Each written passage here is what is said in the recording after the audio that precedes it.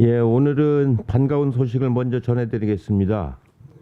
광주형 일자리에 이어서 노사민정이 함께 이룬 두 번째 상생형 지역 일자리 모델인 구미형 일자리 협약식이 내일 개최가 됩니다. 구미는 제가 가장 먼저 최고 회의를 개최했던 지역입니다. 당내 상생형 일자리 특위까지 만들어 전폭적으로 지원을 해왔는데 이번 합의로 지역 경제에 큰 활력소가 생길 것으로 기대를 합니다. 속도감 있게 일자리 창출에 앞장서준 LG화학 노사, 경북도, 구미시 관계자 여러분에게 감사의 말씀을 드리겠습니다. 배터리 양극재 공장을 건설하는 구미형 일자리는 지자체가 각종 투자 여건을 지원하는 투자 촉진형 일자리입니다. 상생형 일자리의 새 모델을 제시했다는 점에서 높이 평가를 받을 만하다고 생각합니다. 구미형 일자리는 일자리 창출뿐만 아니라 해외 의존도가 높은 첨단 소재 부품의 국산화 클러스터의 시발점이 될 수 있는 만큼 국가균형발전법 특별법과 세법 개정 등 법적인 제도적인 지원을 당에서 아끼지 않도록 하겠습니다. 문재인 정부에서 본격화되고 있는 상생형 일자리 사업은 타협과 상생을 통한 일자리 창출이 새로운 패러다임입니다. 우리가 국민소득 4만 불 시대로 넘어가기 위한 사회적 합의 모델이 될 것으로 기대를 하겠습니다. 7월 1일 시작된 일본의 경제 침략 행위가 3주일을 넘어가고 있습니다. 이번 주가 1단계 긴급 대응 국면의 고비가 될 것 같습니다. 일본 정부는 오늘 우리나라를 화이트리스트에서 제외하기 위한 자국 내 의견 수렴을 마감한다고 합니다. 예단할 필요는 없지만 7월 말 8월 초에는 화이트리스트에서 우리나라가 제외될 가능성이 매우 큽니다. 이제부터가 중요합니다. 일본의 경제 침략과 역사 부정에 맞서는 전방위 외교전이 본격화될 것입니다. 당정청은 비상한 각오로 국제사회의 지지와 중재를 이끌어내는데 최선을 다하겠습니다. WTO 일반 이사회는 오늘 오후에 제네바에서 이번 사태를 다룹니다. 우리 대표단은 일본 정부의 조치는 WTO 협정 위반이며 자유무역 질서의 근간을 흔드는 비정상적인 경제 보복이라는 것을 분명히 밝힐 것입니다. 이번 주 금요일 현장 최고위도 일본의 수출 규제에 관련된 기업을 방문해서 현장 점검과 종합대책 마련을 위한 의견 수렴에 나서겠습니다. 이러한 비상시국에 자유한국당은 추경 처리는 물론이고 일본에 대해서도 친일적인 행각을 계속하고 있습니다. 정말로 유감스럽습니다. 일본 정부가 이렇게 터무니없는 행위를 하는데도 일본 정부를 견제할 생각은 아니하고 친일적인 언동을 하고 있는 것은 참으로 안타깝고 유감스럽습니다. 추경안이 제출된 지 91일째입니다. 일본의 비정상적인 행위를 결의안으로 규탄하고 추경안으로 대응하는 여야의 일치된 단결이 절실합니다. 자유한국당의 결단을 촉구하겠습니다. 이상입니다. 중국과 러시아 군용기의 우리 영공 침범을 강력히 규탄합니다. 대한민국 영공에 대한 무단 침범은 어떠한 경우에도 용납될 수 없습니다. 중국과 러시아의 이 같은 행위는 동북아 평화에 또 안정에 어떠한 도움도 되지 않는다는 점을 분명하게 경고합니다. 우리 군의 신속한 대응과 우리 정부의 적극적 대처를 전폭 지지합니다. 군은 더욱 견고한 안보 태세로 이러한 침범이 되풀이되지 않도록 더욱 단호하게 대응하시기 바랍니다. 정부는 양국 정부로부터 분명한 사과와 재발 방지 약속을 받아내시기 바랍니다. 필요하다면 굳건한 한미 공조를 통해서 확실하게 대응하십시오. 이 틈에 일본 정부와 자유한국당의 억지 반응은 황당하기 그지없습니다. 일본 정부는 일본 영토인 독도 상공에서 한국 전투기가 경고 사격을 할 수 없다, 이렇게 이야기하면서 독도의 영유권을 주장하는 얄팍한 행동을 하고 있습니다. 아울러 일본의 항공 자위대를 출격시켰다고도 합니다. 항공 자위대의 공군기도 출격시켰다고 합니다. 강력히 규탄하지 않을 수 없습니다. 그런데도 제1야당인 자유한국당 안에서는 이번 사건과 관련해서 국제 호군이 대한민국 사방이 뚫렸다느니 정부를 공격하기에 급급한 이야기만 나오고 있습니다. 일본의 어처구니 없는 주장은 언급할 가치조차도 없지만 제1야당에서 국가 안보상의 문제를 정쟁의 빌미로 삼는 것은 참으로 개탄스러운 일입니다. 자유한국당은 연일 국적 없는 인식만을 쏟아내고 있습니다. 정부 여당을 향해서 철없는 친일 프레임에 집착하는 어린애 정치를 그만두라고도 했습니다. 일본의 부당한 경제 보복에 당당하게 대응하는 것을 철없고 어린애 같다고 하는 것에 참담한 심정을 느낍니다. 대한민국은 약하고 또 힘없는 약소국이 더 이상 아닙니다. 국민들의 피땀 어린 노력으로 세계 10위의 경제 대국이 되었습니다. 자유한국당은 본인들의 패배의식을 대한민국과 우리 국민들에게까지 덧씌우지 말아야 합니다. 일본에 대한 패배의식이 100년 전 을사늑약을 불러왔었다는 점을 상기하시기 바랍니다. 또한 일본의 저자세를 보이던 화해의 손길을 보이면서 화해의 손길을 내밀면 문제가 해결된다는 이런 생각도 냉정한 국제 현실을 모르는 안일한 인식이란 점을 분명히 말씀드립니다.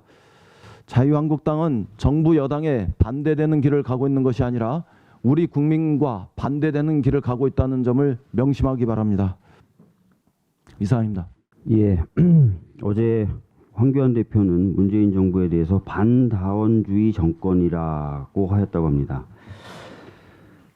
그런데 식민사관에 기반한 주장을 하는 것이나 상대가 있는 싸움에서 상대방에게 유리하게 사용될 수 있는 주장을 하는 것에 대해서는 비판을 할 수밖에 없습니다.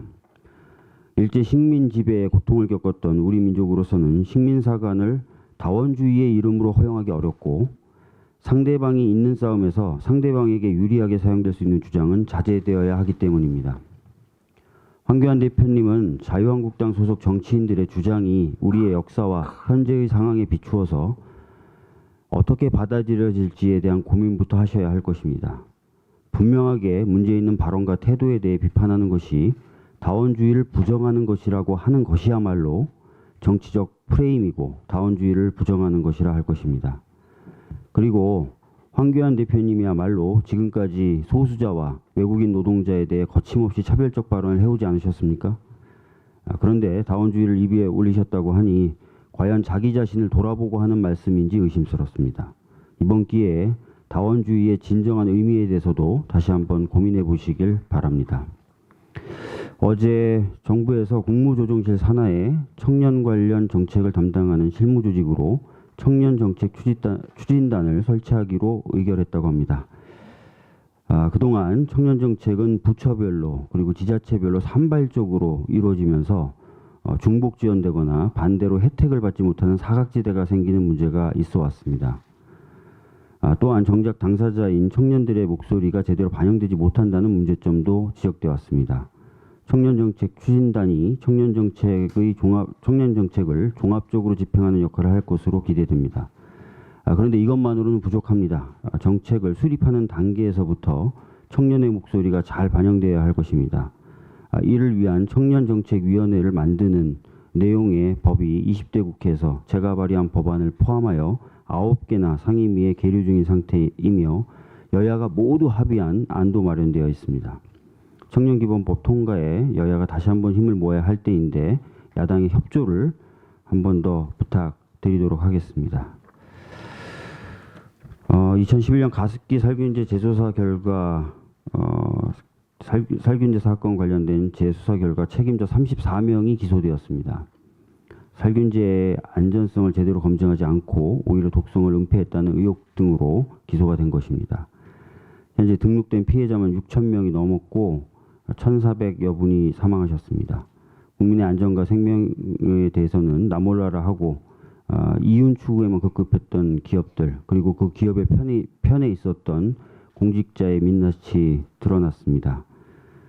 이후에도 관련된 진상규명이 사회적 참사위원회에서 이루어질 것인데, 사회적 참사위원회의 진상규명을 통해서 보다 더 진상이 밝혀지길 기대하고, 정부와 국회는 피해자 지원 등에 관련돼서 보다 더 강력한 대책들을 마련할 필요가 있다고 생각합니다. 이 부분에 있어서도 국회에서 여야가 좀 힘을 합쳤으면 좋겠다는 말씀 드리겠습니다. 이상입니다. 일본의 경제 침략에 대해서 걱정을 넘어서 이제 본격적으로 비판하고 나섰습니다. 성공 가능성이 없다. 당장 철회하라. 이런 기조입니다. 아베 정권이 지금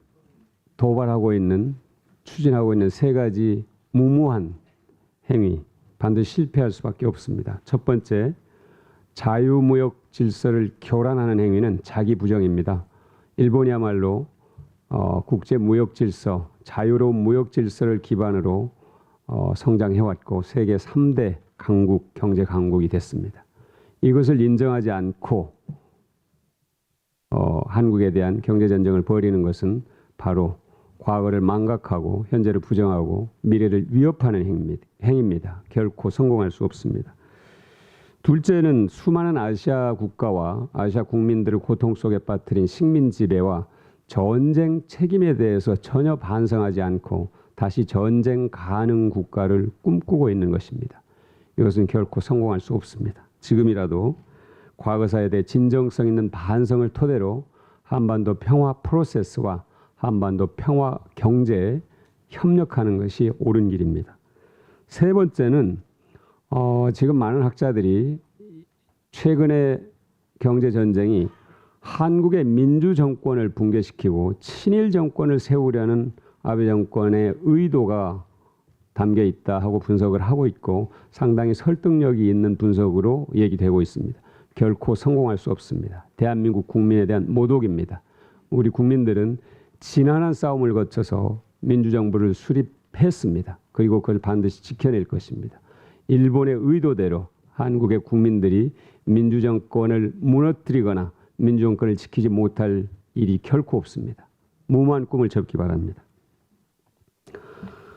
자유한국당이 내일부터 KBS 수신료 거부 운동을 시작한다고 밝혔습니다. 우리나라 민주주의와 언론 자유 쟁취의 역사를 알고 있다면 자유한국당이 감히 입에 올릴 수 없는 얘기입니다.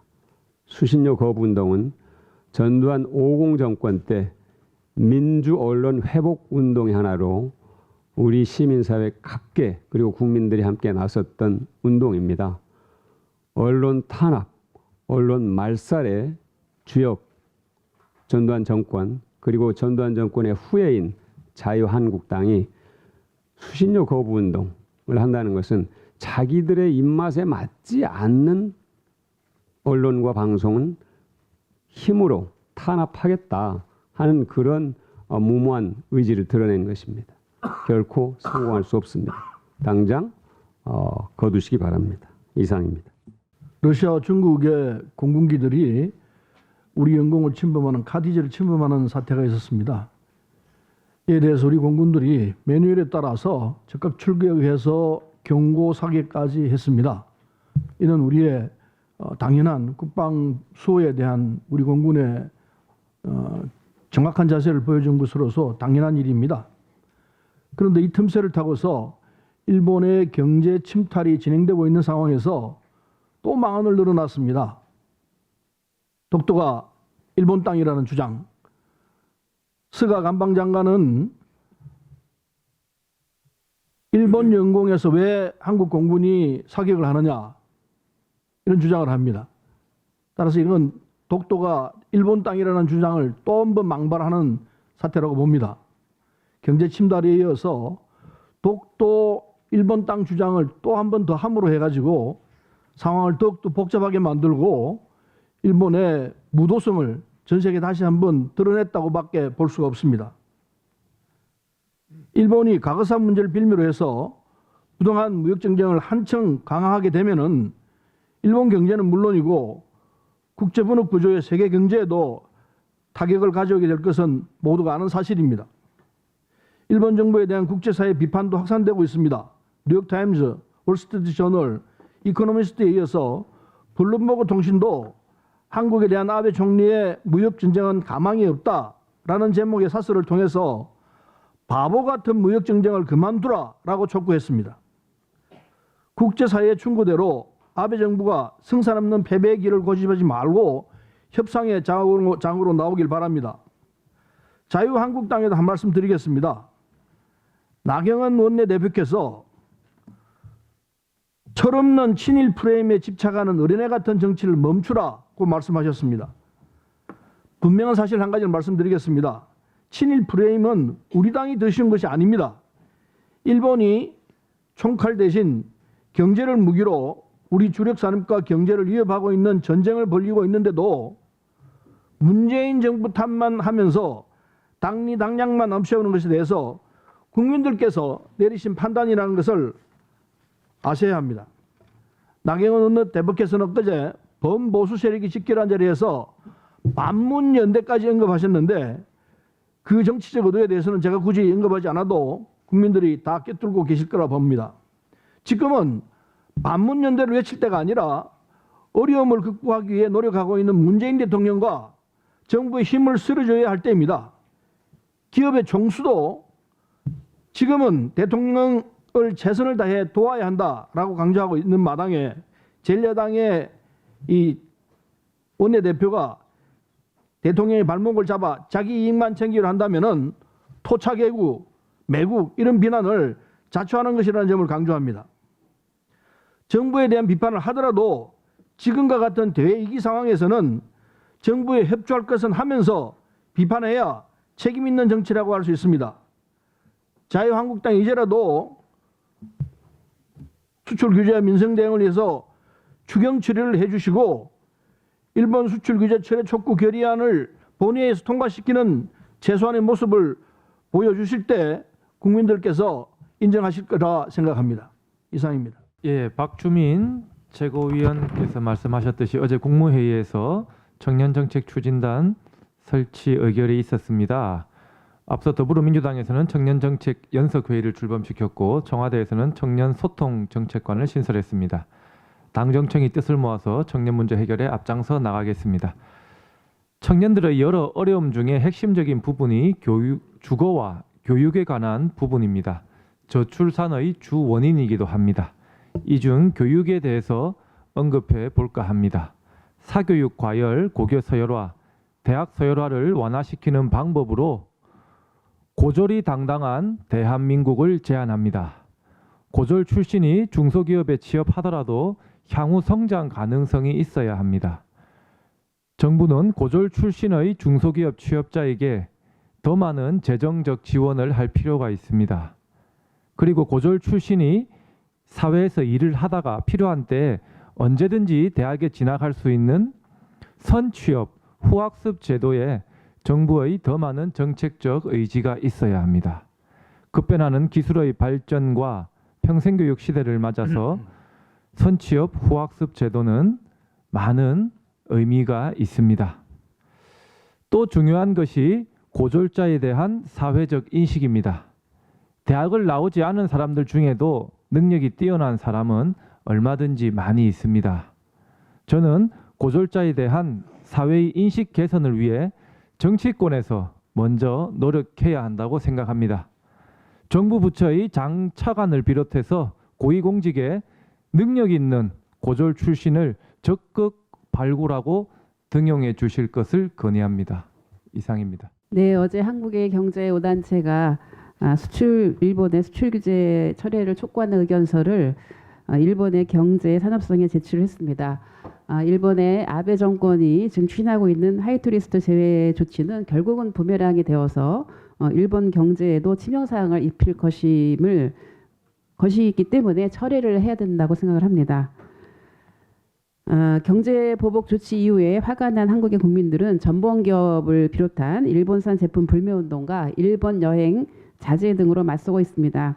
네티즌들 사이에서는 독립운동은 못했어도 불매운동은 한다는 표현이 들불처럼 번지고 있습니다.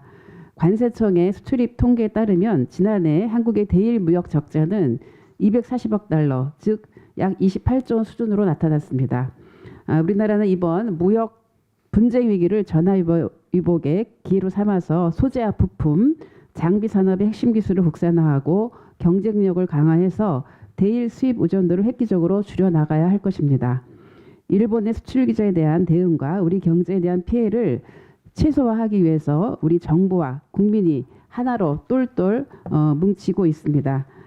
다만 자유한국당만이 비협조로 국민적 기대에 부응하지 못하고 6월 임시국회조차 허무하게 빈손으로 마감을 했습니다. 자유한국당이 묵리를 부리며 소모적인 정쟁에만 골몰할 것이 아니라 7월 임시국회를 열어서 엊그제 외교통일위원회에서 의결한 일본 정부의 보복적 수출규제 규제 철회 촉구 결의안을 채택하고 일본의 수출규제 대응 및 민생 경제를 위한 추경 예산안 처리에 적극 협력할 것을 다시 한번 촉구합니다. 가습기 살균제 참사 사건 재조사 결과에 대해서 한 말씀 드리겠습니다. 사필 규정입니다.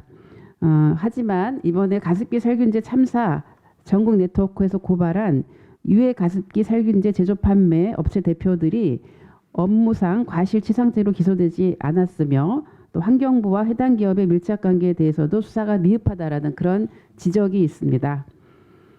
우리 당은 가습기 살균제 피해자 지원 및 진상 규명과 재발 방지를 위해서 더 애쓰도록 하겠습니다. 이상입니다. 고용노동부는 23일 공공부문 비정규직의 정규직 전환 정책을 통해 지난 2년간 기준 목표의 90.1%인 18만 5천 명이 정규직으로 전환 결정되었다고 밝혔습니다. 공공부문 전체 비정규직 62만 명의 30%가량이 지난 2년간 전환 결정됐고 이 중 15만 7천 명은 실제 정규직 전환이 완료되었습니다. 또한 인력 채용 시 비정규직 채용 여부를 사전 심사하는 제도를 공공부문 862개 기관 중 502개소에 도입한 것으로 나타났습니다. 이는 정규직 고용 확산에 좋은 예로 생각됩니다. 그러나 정규직 전환에 대한 일부 한계도 지적되고 있습니다.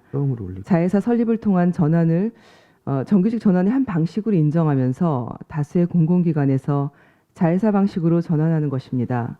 한국도로공사 톨게이트 요금 수납원 등 노동자들은 무늬만 정규직 전환이라며 지적하고 있습니다. 실제 자회사 방식으로 전환한 기관은 공공기관 및 지방공기업 46개소로 집계되는 실정입니다. 특히 3단계 민간위탁 분야에서는 20만 명의 비정규직 노동자를 정규직화하기 어렵다며 개별 기관의 자율적인 논의 형태가 되어버렸습니다. 한국노총은 민간위탁으로 분류될 경우 사실상 정규직 전환은 물 건너간 것이며 고용 안정과 처우 개선도 기대할 수 없다며 정부는 1단계에 포함됐어야 할 댐보수 업무와 생활 폐기물 업무를 3단계 민간위탁으로 판정함으로써 필수 서비스를 제공하는 비정규직 노동자들을 희망 고문했다라고 이야기하고 있습니다. 정규직 전환자의 처우는 전체 공공기관이 같은 기준으로 만들어지고 정규직 전환 등의 갈등을 최소화할 수 있도록 노력해야 합니다. 노동에 대한 정당한 보상이 이루어지고 차별이 해소되도록 노사가 대화를 통해 노동 존중 사회로 나아갈 수 있도록 노력해야 할 것입니다. 이상입니다. 예, 일본의 경제 침략으로 전 국민적 반일 감정이 극에 달하고 있는데 지금 벌어지고 있는 자유한국당의 친일 작태가 연일 계속되고 있어서 한 말씀 드리겠습니다. 자유한국당의 김문수 전 지사는 지금은 토착 애국을 물리칠 때가 아니고 토착 빨갱이를 몰아내야 된다, 또 이런 이야기를 했다고 합니다. 아직도 구시대의 진부한 레드 컴플렉스에서 벗어나지 못하고 있는 것 같아서 정말 한심하다는 생각이 듭니다. 더 나아가서는 한강의 기적이 친미 친일에서 비롯됐다, 이렇게 이야기를 했다고 하는데 이건 대단히 대한민국 국민을 모욕한 발언이 아닐 수 없습니다. 한강의 기적은 친일에서 비롯된 게 아니고 그동안 우리 국민들의 근면성과 교육열, 그리고 대한민국을 발전시키기 위해 노력했던 농어촌 농어민과 공직자, 그리고 수많은 기업인과 노동자들의 피와 땀으로 이루어졌다는 것을 다시 한번 각인시켜 드립니다. 자유한국당은 더 이상 친일 망언을 중단하시고 이러한 특히 초유의 추경 무산 국회라는 오명을 벗기 위해서라도 지금부터 조건 없이 추경 처리에 동참하실 것을 촉구합니다. 문재인 정부 들어 여성 고위공무원 확대 등 평등한 사회를 만들기 위한 정책적 노력과 함께 여성 및 젠더 이슈에 대한 국민들의 관심 또한 높아지고 있습니다. 그동안 강력 기초의원 선거구별 여성 공천 의무화 등 공직선거법 법제화를 통해서 지난 6.13 지방선거에서 기초의회 여성 의원 비율이 30%라는 임계점을 넘어서게 되었습니다. 이제 국민의 대표자인 국회의원을 뽑는 총선에서도 여성의 정치 참여 확대를 위한 제도 개선은 필수입니다. 우리 당은 물론이고 한교안 대표와 나경원 원내대표를 비롯 여야 3당이 모두 지역구 30% 여성 의무 공천을 약속했습니다. 공직선거법 개정을 위한 실질적 토대가 마련된 것으로 볼 수 있습니다. 정개특위가 우여곡절 끝에 다시 활동을 시작했습니다. 정개특위의 활동 시한 내에 여성의 정치 참여를 뒷받침해줄 제도적 개선이 반드시 이루어져야 합니다. 새로 구성된 이번 정개특위는 반드시 지역구 30% 여성 의무 공천을 법제화해 주실 것을 요청드립니다. 이상입니다. 지금의 허먹해진 한일 관계에 대한 전국 노인 대표들의 의견과 해법을 구하는 바와 같습니다. 이번에도 곳곳에서 장문의 글들이 많이 왔기에 중요 부분을 발치 한 문장으로 간단히 엮어서 보고드리겠습니다. 손자병법의 지피지면 백전백승이라 잘 알고 계실 겁니다. 우리는 지금 일본의 강력한 도발로 경제전쟁을 치르고 있습니다.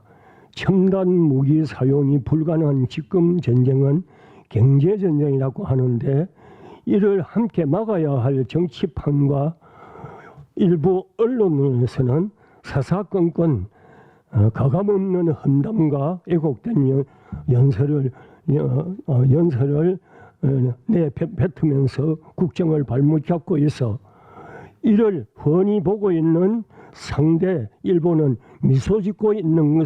미소를 짓고 있을 것인데 이를 깨닫지 못하고 있어 안타깝다는 내용이었습니다. 그간 정치인들의 행위에 비교적 침묵을 해온 대한상의 박용만 회장이 일본의 수출 규제 관계에 대하여 의견차와 입장차는 있을 수 있지만은 지금은 내부적으로 서로 비난하거나 갑론을박할 때가 아니라 최선을 다하여 대통령을 도와야 할 때라고 강조한 것은 심각한 상징이라 하겠습니다. 우리 노인들은 과거 경험에 의하면 일본인들의 국민성은 강자에게는 납작 엎드려 기가는 신용을 하고 약자는 통째로 짓밟고 일어나지 못하게 하는 무자비한 간악함을 알아야 한다고 하면서 전술상 절대로 물러서서는 아니 된다고 하는 주문이었습니다. 과거사 수없이 우리는 견뎌온 것을 근거로 해서 끈질기게 이들하고 투쟁을 하고 그리고 반대를 보였을 때 그들은 두려워한다는 일본인들의 심리라는 것을 말씀을 드리고 있습니다. 지금과 같이 정부와 집권당이 흔들림이 없이 당당히 맞대응해 나가는 것은 국민에게 큰 힘을 주고 있다고 봅니다. 각 곳에서 자발적인 일본산 불매운동, 대대적인 규탄 대회 등은 개최하고 있는 것은 우연이 아니라 보아집니다. 이러한 현재의 상황을 보고 있는 세계인들은 일본인의 고열성과 침략성을 알고 있기에 세계 여론이 우리에게 호의적이 될 것이라고 확신하고 합니다. 이제부터는 이런 행위자들을 친일적인 행동에 대해서 지금까지 하고 있는 밖에서 일어나고 있는 친일적인 행동에 대해서 우리는 이제 집권당답게 대연히 대치함으로써 오직 이 경제 정책에서 국군이 우리 당원 전체가 하나가 되어 이것을 극복해 나갔을 때 우리는 자랑스러운 민주당이 될 것으로 확신한다고 했습니다. 마지막으로 100년 전에 친애했던 것이 오늘날 자손들에게는 험이 되고 있습니다. 우리가 100년 뒤에 우리 후손들이 우리 민주당을 보았을 때 참 그 당시에 나라와 국민을 위해서 잘해 주었다고 하는 그런 노인당원이 되어줬으면 하는 부탁의 말씀을 우리 지도부에 전해 주었습니다. 감사합니다.